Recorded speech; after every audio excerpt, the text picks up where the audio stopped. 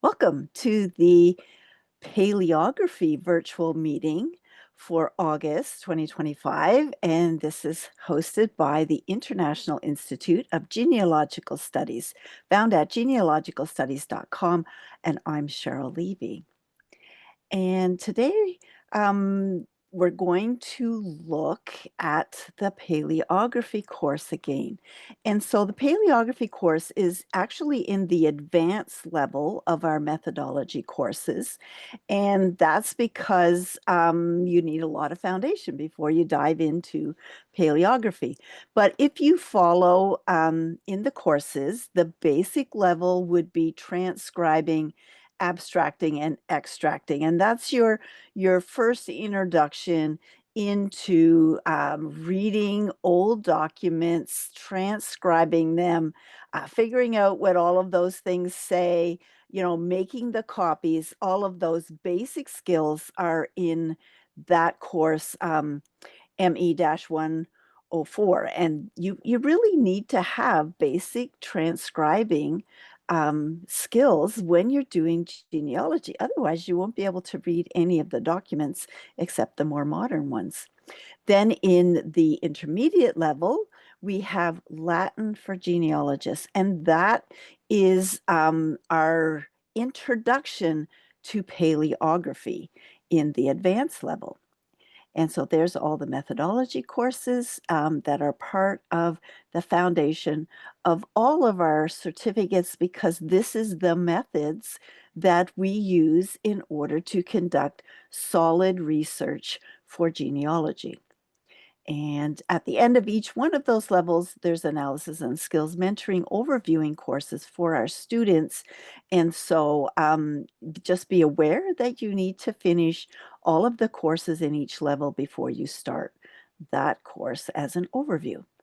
Okay, so what is our paleography course?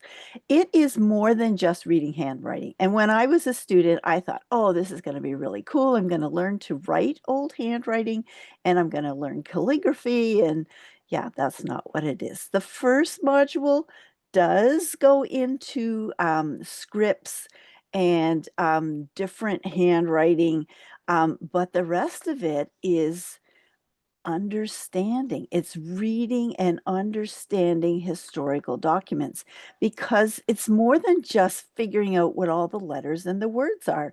It's what is in this document that I'm reading. What are the clues that are in here? What is happening? Why was this document created in the first place? Why is it of interest to me in my research? And so all of those things are part of what we're doing when you go into the paleography course. And so it's reading early documents and transcribing them, and goes over some of the rules again. It's grammar. Grammar changed. Grammar standards changed. It was not until I think late 1800s before, and maybe even into 1900s, before the spelling, they were really watching spelling, and that you needed to spell things in a certain way consistently all the time. It used to be however it sounded, that's what they wrote down. And if you sounded it out, you could probably figure out what they were saying. And Roman numerals. Do we use Roman numerals anymore? I learned them in school, so they're not difficult for me. But you're going to find a lot of Roman numerals in older documents. And currency. If you're looking at a will or a probate, you're going to have an inventory and you're going to have currency, what the value of that inventory was for that estate and what his debts were and all of those things. So you're going to have to calculate currency. Now, for us here in North America and for England, that's going to be English. That's going to be pounds, shillings, and pence. And so that you have to learn how to do that. If you're not familiar with that, then you're going to have to learn it to calculate that. Calendars changed. And even when different countries or even maybe districts adopted the calendar, The newer, there's a Julian calendar and there's a Gregorian calendar. And if you're in other countries, there's probably other calendars. I know there is in Israel. And in Asia, there's different calendars. So how do you deal with that in your documents? What calendar are they using? When is the beginning of the year? Why are certain dates significant? And it's going to go into dating. Some documents that I have seen, it's, in the whatever year of the reign of the whatever king was reigning at that time. And then you got to calculate, okay, when did he become king and how many years was that into there? So you have to do some calculations. And civil records, when did that become mandatory that you had to register? And so all of those things are records that were created that we need to understand how to read and how to interpret them properly for our analysis. Weights and measures, that's a big one. And that took a lot of time for me to work through, and I'm actually going to cover that in October. So, August, so we go every second month. So, in October, I'm going to do our paleography on weights and measures. Surveyors, how did they divide up the land? How, different areas were mapped out differently. So, we have to figure out what they were doing. And then there's a section on church, manor, and social life. And that is a lot of UK research in there, older records, but some of those things carried forward to the colonies and to America and Canada. That's just following the same system. Where did that come from? And if you've heard of manorial records, you say, what is that? It's the records that were created in a manner in that system. They had their own court system, they had their own legal system. And so it's understanding those records and where to find them, because you're not going to find them other places. They're with the manor. Surnames and occupations and Latin. And the Latin course was created as a prerequisite because there's a lot of Latin. You don't realize how much Latin was used. And the basis of a lot of our vocabulary came out of Latin. And so that is included. And there is a workbook that you have to do for each module to apply what you've learned. And so that is the paleography course. And in the Latin course, it goes into language characteristics, again, numbers, dates, times, which are in Latin, not in English, and dictionaries, word lists, abbreviations, medical terms, given names. And today we're going to look at church records, and sometimes the names in the baptismal records are Latin and is not the name that they're going by at all. It's just what their Latin name was when they were baptized. But you need to know how to read that. And so it goes into vocabulary, and then there's a modules for specific records and how Latin was used in those countries. So it's a good course if you haven't taken it and you've already graduated and have your certificate, your methodology. Consider taking it because it's really of value. Okay, now I'm going to go out of this and I am going to go and we're going to go right on to the internet. Okay, because today I want to look at church records, and we need to know how to read those church records. And some of the modern ones are pretty easy, but later ones are not. So if you have a record like this one, it's pretty easy to read. It's in nice columns. This would be wonderful if all of our church records were like this, but unfortunately they are not. But so what do we do? And so I am just going to close that one out. Okay, so I have most of my research in Nova Scotia. And so, where do I go to find church records? And you can use this for any of your research, just change the location. And so, what we would want to do is go to FamilySearch.org. Is the place to start. It really is. We want to sign in. If you haven't got an account there, you can create one. It's free. There's never a cost on that. It's just to make sure you're a real person. Okay. And then you would sign in, and then you would go up to the top menu, click search, and you would go down to the wiki. And when you go to the wiki, and I'll walk through this. Okay. If you go to the wiki, you're going to put in your search term here. And I'm just going to put in Canada. You can put in whatever. And so whatever location, country. So here I would click on Canada genealogy.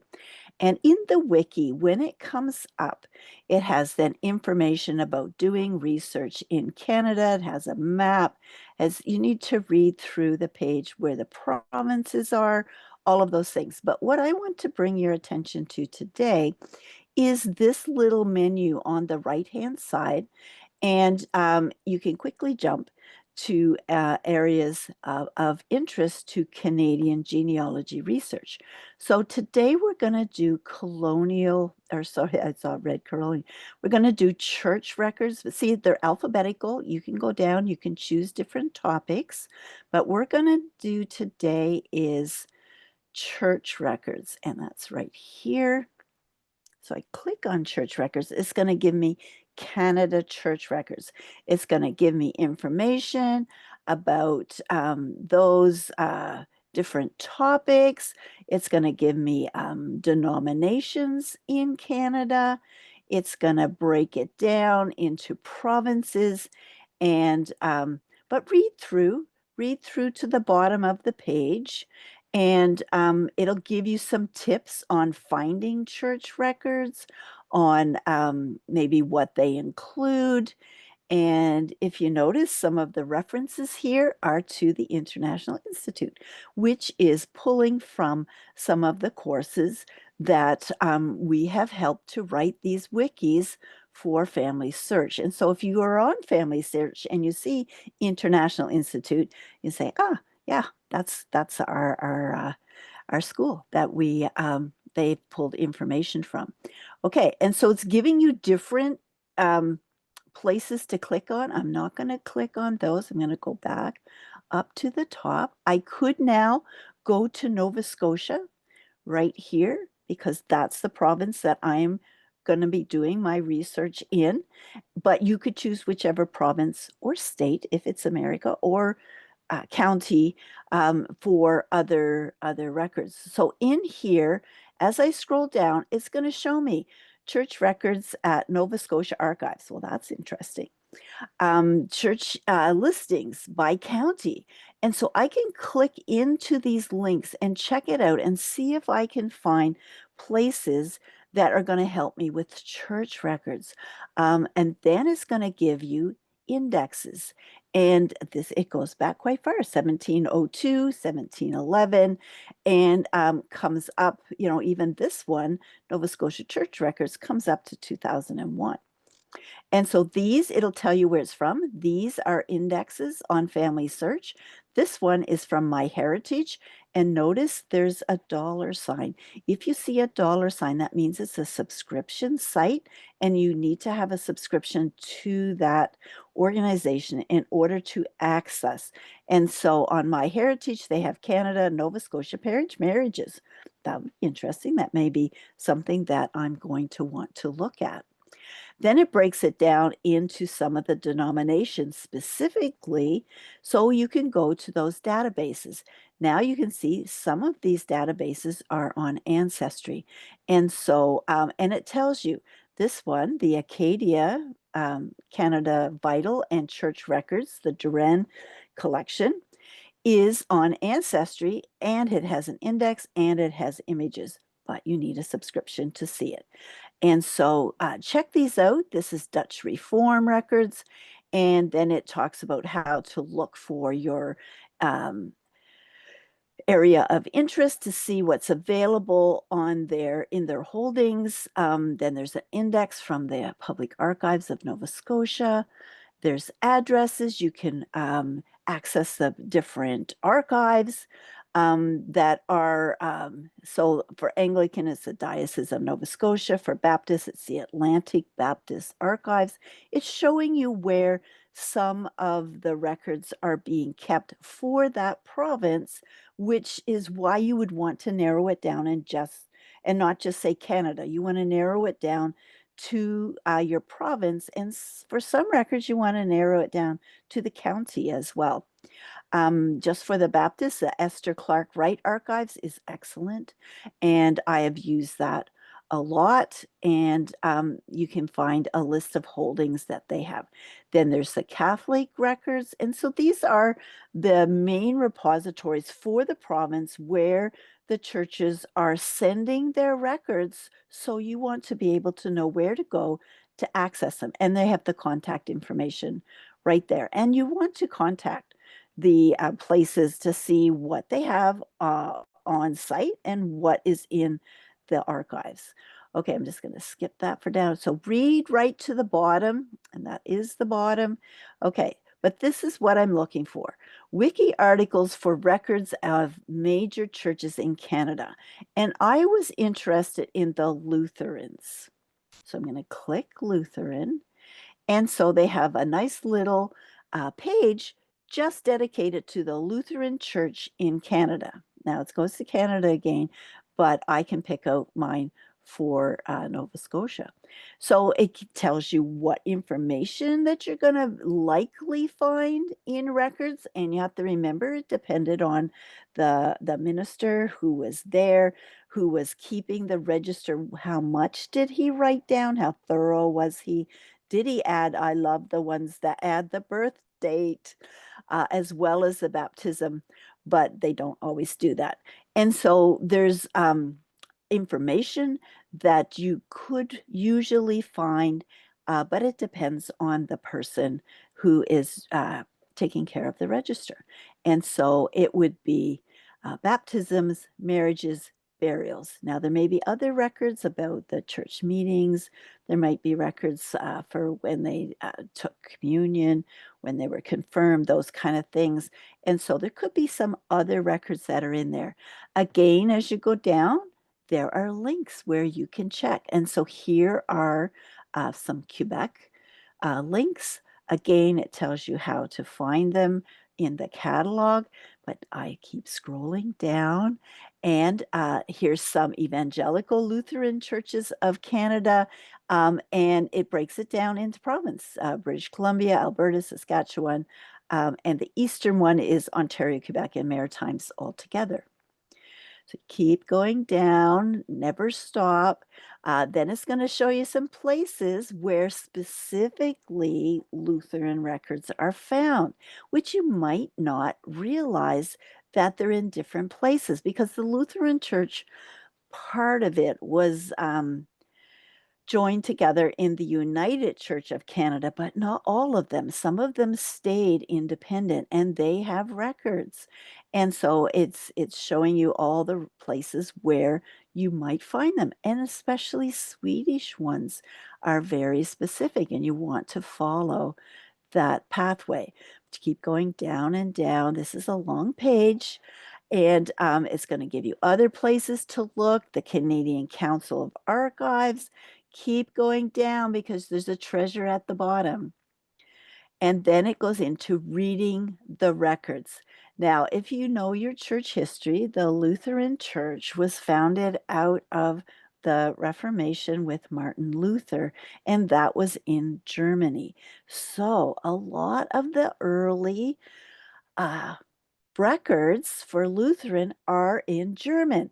And because my ancestors who came to Nova Scotia in the 1750s to found the town of Lunenburg were foreign Protestants, mainly from Germany, they spoke German when they came and settled that county and Lunenburg County. And so the British had the Anglican Church, and this is why you need to know the history of the area that you are working in so that you know what to expect in the records. So my ancestors who were German and settled in Lunenburg, British started an Anglican church, St. John's Anglican Church in Lunenburg.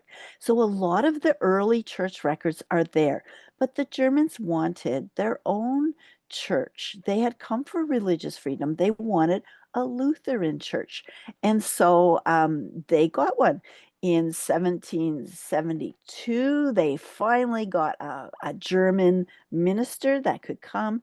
And I think in 1775, 73, 75 is when they founded the Zion Lutheran Church in Lunenburg, and the records are in German. And I'm going to show you some. They are in German. So then what do? I do not read German. I do not speak German as my ancestors did. But this is where you would use the tools that FamilySearch provides. And when I found this, it was the jackpot. So this one has German Palaeography seminar, and those are lessons that there's videos that you can watch. There's an old German script translator, and that one's cool. I am going to click into that one just because I think it's cool. But the link is on that page. And so in here, it shows you, I can type in my name, okay? So if I type in my name and click enter, this is how it looks in a record. So if I was looking for my ancestor named Cheryl, which is my first name, that's what it would look like in the records. That is not how I write my name. And so this is very helpful because it will show you in the different German scripts. Look at that one. It's different. It's more like English.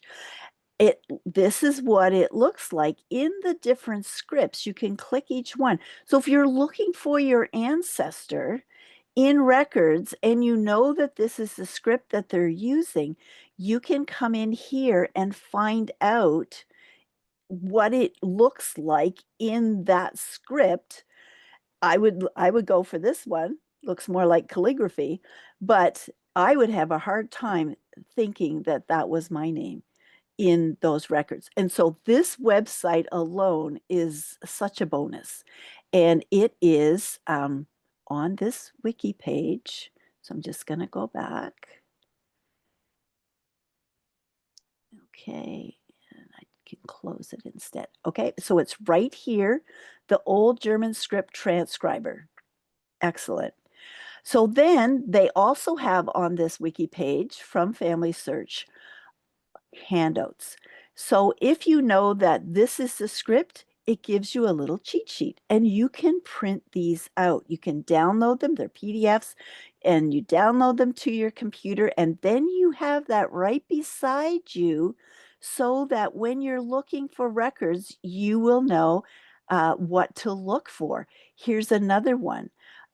So here's baptism records. It gives you what the German word is and what the English word is and what that German word look like in the records. These are excellent.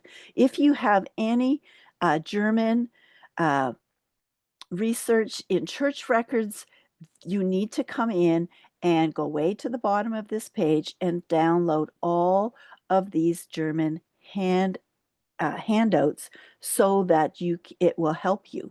And so it gives you birth, marriage, marriage laws and customs in Germany, death records, the days and months. So when you're trying to figure out those dates, the vocabulary, numbers written out, not in it's spelled out. Dates, abbreviations. Oh, they used abbreviations so many times, and it was to save paper and save room, to put it in there. But what does that mean? How can you tell that it was an abbreviation? And symbols that are there. They would just write a symbol instead of writing out the whole word. It was easier. And so, but you need to know, you need a sheet to tell you, you need a key in order to know how to read those things. German occupations, what all of those were. Illnesses, if you're looking, for causes of death or they were sick, then these are different illnesses um, written out in Germany. So let's just look at that one. That one's fun. Okay, here it is. Consumption, old age, tuberculosis, fever. So this is the German word for it, and this is how it was written in current script. And so that's going to be very helpful to you for your research. And then there's the Fraktur font, and that is a nice little sheet. These are for printed. It looks different when it's printed in a book than it is handwritten in a record. And so there's a sheet for that as well. And then the very last one is a list of names in old script. And that's what you're looking for in church records is the names. And so it's not going to have every name, but it has a lot. And, it's how it looks in the records. And if you have, just like on a census, if you have someone who's writing slightly different, make a little cheat sheet out of the register of how he writes Jacob, how he writes Anna, right? Make how he writes Christiana, write it out, make a little cheat sheet. This is Charlotte, or here's Katharina. How many Katharinas? I have a Casper. Here's how Casper would look in the records. That would be difficult for me to pick out on my own without a cheat sheet. And so, yes, I would need this cheat sheet to see that all three of those is Casper. Okay, so there is a learning curve to searching church records in a different country, in a different language. And so this is a resource that you want to come back to. Now, in our church records, we're going to find databases.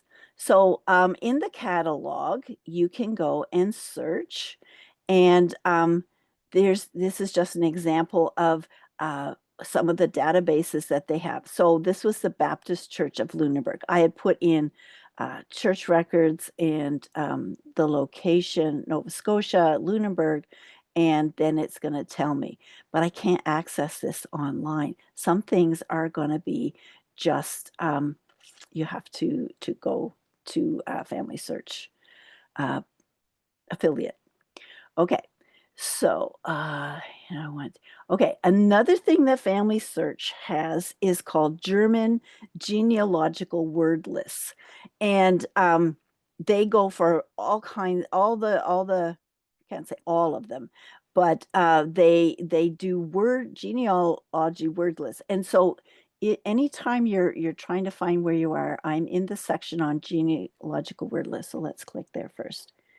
So if I have here is the list of all of their word lists that you can download as a PDF, and it will tell you in all these different languages what the common words for genealogy are, like born, married, buried, father, daughter, all of those kind of things. And so I clicked on German, and right at it's going to tell me about the language. It's going to give me even how on your keyboard, how to write some of these, type what is handwritten and the spelling.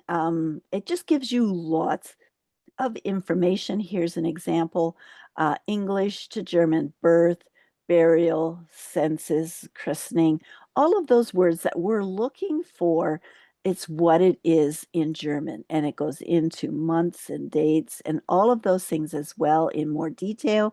But if you go right back to the top, right here, this is the PDF file. And when you click on that, going to get a file and you can print it out. Whoops. Okay, I didn't want to do that. Okay, and you can see that all of this is you're going to have it right on a nice little handout for your research. Okay, so our time is getting away, and so I am just going to show you a couple of examples of church records and from what I have. Okay, so here, this one is a UK English. This is birth baptism. And so you use the side to come in closer. And so you can see this is a church record. It's for baptisms. It gives you the date, what his name was, who his parents were, his surname, where they lived at the time of the birth or at the baptism, not the birth, it's the baptism, what his occupation was, and who did the ceremony. And on the side here, it gives, this is one of the ones that you're going to love, it gives you extra information of when they were born. Don't you love them when they do that? Okay, that this particular minister was writing in when they were born. Besides, so you can see the 20th of April, 1884 is when they were born. This Caroline Louisa, but 1884, June 8th is when she was baptized. So you have the two dates right there. Very good. And the parents. And so this is why they're so valuable. They've got lots of information. So that's an example of an Anglican church record in London, England. Okay, let's go to another one. This one, I'm just going down to the baptisms. Whoops. The marriage, that's what I have here. This was a marriage one. View the record.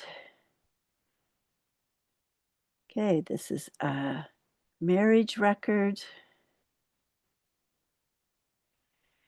And this one is actually a civil. So I wanted to show you the difference in a civil registration. So this is not a church record, this is a civil one. But see how, here she is at the top, the date where they were married, by license, Church of England, their names, their ages, his occupation, where they were from, over where they were born, which could be different than where they are from because they're living. See, she's in the same place right now, but sometimes where they're living now is not where they were born. So that's why there's two fields for that. Her parents, both of their parents, the father's occupation, and who the witnesses are. And so civil records are excellent, but church records we have to use if we don't have civil registration at that time. And so that was for my great grandmother. Okay, sometimes when you're going for looking for marriage records, um, and this is true of, and this is a New England one, this is early Connecticut. I may not be able to access those, but there have been in a book, in some kind of publication. And so this is a book for Fairfield in Connecticut, and it just lists so someone has gone through, transcribed, and created this index. And so this is a derivative, not an original. So we would want to then, but now at least it gives us a clue. We know that they were in records somewheres, and so we would go and look for this date. Now we have a date. That's the, you would still look up the indexes, use that as a clue to go find the original, but you would have to note that this was an index. Okay, this is another one. We talked about the Duran collection in Quebec, and she was married in Quebec during the American Revolution. And this is, yeah, she was in a refugee camp and she got married there in Quebec. And as you can see, these are handwritten, but these ones are in French. And so I would need to go and get my French genealogy word list to translate this out, or sorry, transcribe it out as it is in the record, but then trans uh, translate it into English so that I would know what it was saying. And this is her here. I can read a little bit of French, so the premier October, I know is the 1st of October. And it's an M, so it's a marriage. It's Christopher Pearson and Mary Beebe. Now her name, Beebe, is Beebee, but they have a Y here. But I know that this is her. And so I would need to use my genealogical word list to figure that out. But this is her record. So sometimes you're going to find records in different languages. Okay, next one is an example. Actually, I'm going to skip that one. Okay, this one. And these are civil ones, so I'm going to skip that because I want to stick with the church ones. Okay, here is one of the Lutheran ones. Once I had found that, and I went and started looking into the Zion Evangelical Lutheran Church in Lunenburg. And I found them, but I didn't find them in Canada. I found them in the Missouri Synod in United States. And that's where there is repositories for Lutheran records. And so it was a search to find out where the records were for my Lutheran church. And these ones you can see are written in German. And so once I discovered this, where it is, now I know where it is, and this is on a database on Ancestry. And so now I have to go through and search for my people that I am missing that weren't in the Anglican records. I was missing so many people. And so now I have found where the records are, but I have a new challenge. I have to read German. And so this one is not too bad. Casper, there's Casper again. He's not too bad in this one. Here's another example of them. This one's a little bit later. And it's not too bad to read this one. This is another one. This is more the older script. So here's Johannes here. So that's a Johannes. Johannes. I am going to have to go through and figure these out. Okay, that's that one. Just a second, because I thought I had more than that. Okay, so those are some examples of records and what they are going to look like. So I close this. Okay. Oh my goodness. Okay, so when you're in a database like this, and this is on Ancestry, and I want to go back, I just have to go back here and click here, and it's going to take me out to the front page of the database on Ancestry. And you can see that this was under birth, marriage, death. It's the Missouri Synod of the Lutheran Church records in this time period. So to use this database, I put a keyword in here, Lunenburg, because I want it to just go to that location right there. But over here, You're going to and it's telling me it can't load. Okay, I'm gonna have to refresh the page. And this is the challenges of using it live. Okay, here we go. Okay, so I always put the location here just because I want it to go to Nova Scotia and not to all the other American churches. I want to be very specific, but here you can choose the church. And so I know that it is the Zion Evangelical Lutheran Church, but look, there's other ones and they're in other locations. So that's why I choose the Zion Church. I choose Lunenburg. And then I can choose the date range, and I'm looking for the very earliest records before they all moved and over to but I need to check because maybe they didn't all move over to the Anglican and the Baptist records. So then, so I'm going to put in a last name. I'm just going to put in, I'll use Harnish because I know that that one is there, and that is my ancestor.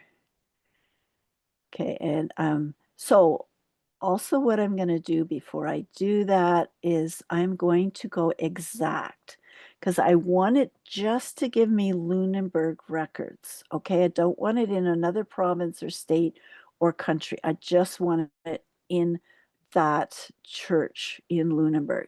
And then I'm going to search. And then it's going to give me a list of when Harnish showed up in the records. And it gives you the dates. I'm looking to see if I can see a really early one.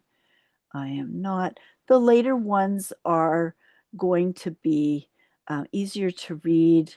Not sure if this one is in German. We'll just check it out. But this is just an idea. Okay, of what you're going to find. And so this is an earlier one. Okay.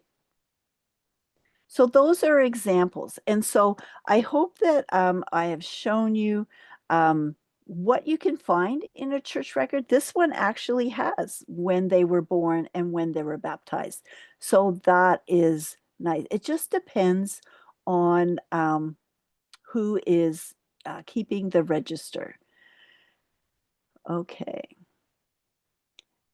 Now, if I click on that, yeah, and this is the little sidebar. You can get to it by clicking this on Ancestry, and it'll tell you exactly which record that they are giving you the little index for. Okay, I am going to stop sharing. And so I hope that that was useful. And be sure to check out the FamilySearch Wiki for those genealogy word lists. Go into specific denominations because then you're going to find the archives where they sent the records. I never would have found that in Missouri. I never would have thought of looking in Missouri for Nova Scotia records. And so once you find it, then I can now go and search it and search for all the people that didn't show up in the Anglican records because they had moved over to the Lutheran church in their own language. And of course, why wouldn't you do that? Another thing I want to say is if you need help with your paleography, get some resources. This is one that I recommend. It teaches you how to read different handwriting. This is another one that is good for handwriting, early American ones. This one is just a little one, colonial handwriting. Go and see if you can find books that are going to be helpful to you in your transcribing old documents and helping you to read those old records. So thank you for being with me today. This has been the International Institute of Genealogical Studies, found at genealogicalstudies.com. I'm Cheryl Levy, and I hope that you will join me again for another Palaeography virtual meeting.